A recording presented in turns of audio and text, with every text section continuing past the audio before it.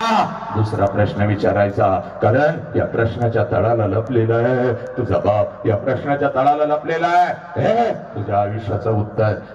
आज पळत पळत घरी जायचा बाग आणि त्या आईला आता दुसरा प्रश्न विचारायचा. बास वाढवू नको, ट्रिपल शार्प हे बघ, कारण 25 वर्षापूर्वी तुझ्या आईच्या मस्तकी अक्षदा पडल्या बघ. 25 वर्षापूर्वी तुझ्या आईच्या मस्तकी अक्षदा पडल्या बघ. तुझ्या बापा बरोबर तुझ्या आईचं लग्न झालं आणि ज्या क्षणाला ज्या क्षणाला तुझ्या आईच्या मस्तकी अक्षदा पडल्या त्या क्षणाला कशाचाही विचार न करता एका क्षणात तिनं तिच्या आईला सोडून दिलं. एका क्षणात तिनं तिच्या बापाला सोडून दिलं. एका क्षणात तिनं सगळं घरदार सोडून दिलं आणि कशाचाही विचार न करता ती माऊली तिच्या सासरी आली बघ. आणि सासरी आल्यानंतर एखादच वर्ष ती माऊली फक्त स्वतःच्या सुखासाठी जगली. आणि पोरांनो, ज्या क्षणाला तुमचा जन्म झाला त्या माऊलीनं स्वतःच्या सुखाला आग लावली आणि ती माऊली फक्त आणि फक्त आपल्या लेकराच्या सुखासाठी जगू लागली. त्या माऊलीचं नाव आई आहे पोरांनो, त्या माऊलीचं नाव आई आहे. आईची ही वेदना तुला कोणत्या इन्स्टावरती रील मध्ये सापडणार नाही बघ, कोणती फेसबुक वरती पोस्ट तुला सापडणार नाही. आज मी सांगतो, फक्त तुझ्या आयुष्याची 20 मिनिटं घेतोय. आज परत परत जायचं बघ, त्या आईच्या नजरेमध्ये नजर घालायची बघ. आणि त्या आईला आता दुसरा प्रश्न विचारायचा आहे. 25 वर्षापूर्वी आई महिन्यातून 4 वेळेला तू तुझ्या माहेरी जात होतीस. आई ग, 25 वर्षापूर्वी महिन्यातून 4 वेळेला तू तुझ्या माहेरी जात होतीस. तुझ्या आईला भेटायला, तुझ्या वडिलांना भेटायला, तुझ्या भावाला भेटायला. आई, माझं वय 1 वर्षाचा होता बघ, मला सुद्धा अंगा खांद्यावरती खेळवत मला सुद्धा घेऊन जात होतीस माझ्या आजोळी, माझ्या आजीला, माझ्या आजोबांना, माझ्या मामाला भेटवण्यासाठी. पण आई, आता 25 वर्ष उलटून गेली आणि तू आता वर्षातून एकदा सुद्धा तुझ्या माहेरी जात नाहीस. का ग आई? का तुला आता तुझ्या आईची आठवण नाही का ग येत? तुला आता तुझ्या बापाची आठवण नाही का ग येत? तुला आता तुझा भाऊ तुझ्याच घरी नाही का ग बोलवत? पोरांनो, एवढा प्रश्न फक्त त्या आईला विचारा. टच करून पाणी तिच्या डोळ्यामध्ये येईल बघ. अंबरडा फोडल ती माऊली, तुझ्या गळ्यामध्ये पडेल बघ ती माऊली. कारण पोरांनो,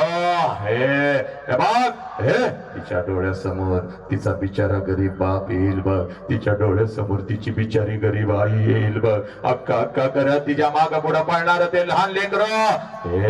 तिचा भाऊ आता शिकून मोठा झाला, पण गरीब बहिणीला मात्र विसरून गेला. तो बाप तिच्या डोळ्यासमोर येईल बघ. स्वतः उपाशी राहणारा, पाट आणि पोटी एक झालेला तो बाप स्वतःच्या हाताने घास भरवताना तिच्या डोळ्यासमोर येईल बघ.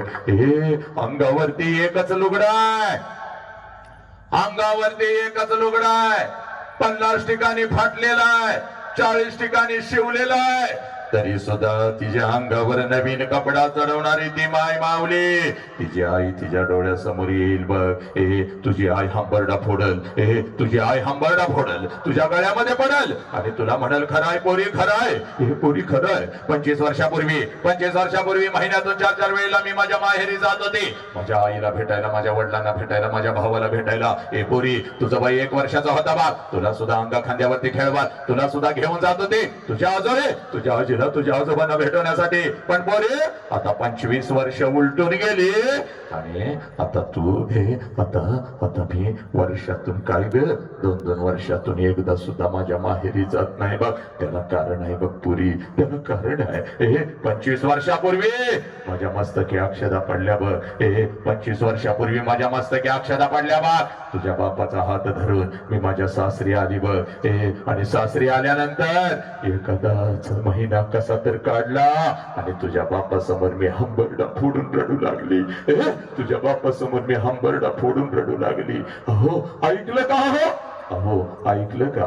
मला माझ्या आईची आठवण येते हो. अहो, ऐकलं का? मला माझ्या बापाची आठवण येते हो. अहो, आई बापाला सोडून असं कधी मी राहिली नाही हो. अहो, रोज डोळ्यासमोर आई बाप दिसत होता, आई बापाची किंमत मला नाही कळाली हो. नको तसं मी माझ्या आईला बोलत होती, नको तसं मी बापाला बोलत होते. अहो, बापा बरोबर 2-2 महिने मी बोलत सुद्धा नव्हती. लहानपणी माझी आई मला म्हणायची, म्हणायची, अगं माझ्या आई बापाची आठवण आली की पोटामध्ये माझ्या गोळा येतो ग, पोटामध्ये माझ्या गोळा येतो. तेव्हा मी माझ्या आईला हसायची, आई तुझ्या पोटात गोळा का ग येतो? हे आता कळालं हो मला, आता कळालं मला कळालं. डोळ्यासमोर माझा आई बाप दिसत नाही, माझ्या पोटामध्ये गोळा येतो. सांगा ना हो, सगळं आयुष्य मला आता तुमच्या सोबतच काढायचं आहे, पण जाऊ का हो? एकदा आईला भेटून येऊ का हो? एकदा बापाच्या गळ्यामध्ये पडून येऊ का हो? सांगा ना हो, सांगा. तुमच्या परवानगीशिवाय मी नाही जाऊ शकत हो, तुमच्या परवानगीशिवाय मी नाही जाऊ शकत. हे पुरी माझ्या डोळ्यातले अश्रू आणि माझा हंबरडा पाहून, माझ्या डोळ्यातले अश्रू आणि माझा हंबरडा पाहून तुझा बाप खिशामध्ये हात घालत होता, एसटी पुरता पैसा माझ्या हातावर ठेवत होता. हे पुरी एसटी पुरताच पैसा बर का ग, कारण हे तुझ्या बापाचा हाताचा हा बंगला आणि ही गाडी बघू नका. त्यावेळेला एका जुन्या पडक्या वाड्यामध्ये एका पत्र्याच्या घरामध्ये आम्ही राहत होतो बाग. हे तुझा बाप एसटी पुरता पैसा माझ्या हातावर ठेवत होता आणि मला म्हणत होता, जा जा, पण लक्षात ठेव पहिल्यांदा चाललेस म्हणून पाठवतोय बघ, सारखं सारखं तुला आता जाता येणार नाही बघ, आणि सारखं सारखं जायचं असेल तर कायमच तिकडे निघून जायचं, परत इकडे यायचं नाही बघ, परत इकडे यायचं नाही. हे एकीकडे माझा आई बाप होता, एकीकडे माझं सासर होतं, मध्येच माझी घुसमट होत होती, मध्येच माझी घुसमट होत होती. काय करावं मला कळत नव्हतं बघ, हे काय करावं मला कळत नव्हतं. लग्नानंतर अचानक मी एकटी पडली होती बघ. तुझ्या बाबाकडून एसटी वरचा पैसा मी घेत होते, हातामध्ये 2 पिशव्या घेत होते, एसटी मध्ये मी बसत होती, एसटी माझ्या माहेरी येत होती, एसटीतून खाली मी उतरत होते, घराच्या दिशेने मी धावत होते.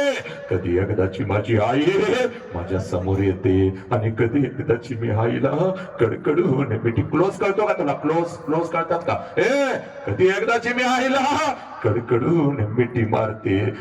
कधी एकदाचा माझा बाप माझ्या समोर येतो आणि बापाला कधी एकदाची मी कडकडून मिठी मारते. पुरी तुझ्या बापाकडून एसटी वरचा पैसा मी घेत होते बघ, हातामध्ये 2 पिशव्या घेत होती, एसटी मध्ये मी बसत होती बघ, एसटी माझ्या माहेरी येत होते, एसटीतून खाली मी उतरत होते, घराच्या दिशेने मी धावत होते बघ. माझ्या नजरेच्या डब्यामध्ये माझं घर यायचं बोरे, घराच्या अगोदर घराच्या समोरचा त्या अंगण मला दिसायचं आणि सगळ्यात अगोदर त्या अंगणामध्ये मला माझ्या बापाचं चप्पल दिसायचं. पुरी त्या अंगणामध्ये सगळ्यात अगोदर मला माझ्या बापाचं चप्पल दिसायचं. आणि अंगणात बापाचं चप्पल दिसलं की लांबूनच मला कळायचं माझा बाप घरामध्ये आहे, माझा आबा घरामध्ये आहे. कारण पुरी माझं बालपण अगदी तसंच गेलं होतं बघ. तिने सांजाला जेव्हा शाळेतून मी घरी येत होते, अंगणामध्ये बापाचं चप्पल मी बघत होते, अंगणातूनच मी घरामध्ये शिरत होते. आबा आबा, उद्या तुम्हाला शाळेत बोलवलंय आबा, आबा आबा उद्या मला हे पाहिजे आबा, आबा उद्या मला ते पाहिजे आबा, माझ्या सलीचा पैसा भरायला या किंवा आबा, माझ्या मैत्रिणी चालल्या मला पण जायचंय. माझ्या माझा उपाशी बाप मला जवळ घ्यायचा आणि माझ्या गालावरून हात फिरवत मला म्हणायचा, कार्टे मेलोय का काय ग मी, अजून येतो की उद्या तुझ्या शाळेत, घेतो तुला काय हवं ते. हे माझ्या लेकरा, सकाळी शाळेला गेलंयस की रे, जाताना एवढा डबा घेऊन जातोयस. माझ्या लेकराला भूक लागली असेल, अगोदर काहीतरी खाऊन तरी घे, अगोदर काहीतरी खाऊन तरी घे. माझा उपाशी बाप, माझा नुकताच शेतातून आलेला माझा उपाशी बाप स्वतःच्या हाताने मला घास भरवायचा. माझा